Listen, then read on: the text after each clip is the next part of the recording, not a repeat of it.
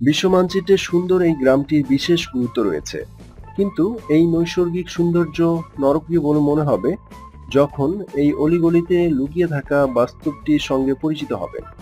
জানা যায় এই গ্রামটির নাম ওয়েবুইল লিয়েলি। গ্রামটি ইউরোপের অন্যতম ধনী গ্রাম।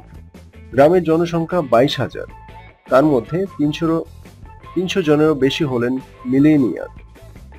অর্থাৎ এখানে অর্থের অভাব তো দূর স্থান, প্রাচুর্যই তাক লাগিয়ে দেওয়ার মতো। এই গ্রামের জীবন যাপনের জন্য যে পরিমাণ সুযোগ সুবিধা রয়েছে তা অনেক বড় শহরেই নেই।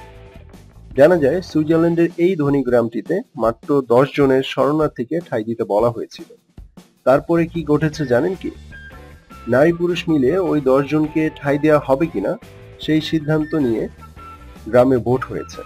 ভোটের ফলে দেখা গেছে যারা ঠাঁই দেওয়ার পক্ষে তাদের সংখ্যা একেবারেই তলানি। ওই 10 জনের জায়গা হয়নি এই গ্রামে। গ্রামের মেয়র আন্দিয়াজ গ্লার্নারের কথায় অর্থের অহমিকা স্পষ্ট।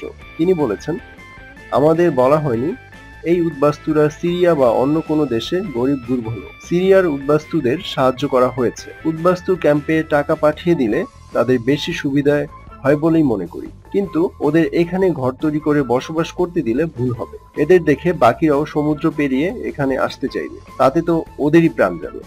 তাই তিনি আরো বলেছেন, ওরা তো আমাদের ভাষায় কথা বলতে পারবে না, ওদের সন্তানরা যদি এখানকার স্কুলে যায় তাহলে কি করে কথা বলবে। গ্রামের মেয়র আন্দিয়াজ গ্লার্নারের এমন কথায় মনে হয় তিনি বোধ হয় মানবিকতার ভাষা ভুলে গেছেন, যা সভ্য মানুষের রক্ত গরম করে দেবে। বিশ্বের আরো রকমারি খবর জানতে অবশ্যই সাবস্ক্রাইব করুন, আমাদের সাথেই থাকুন।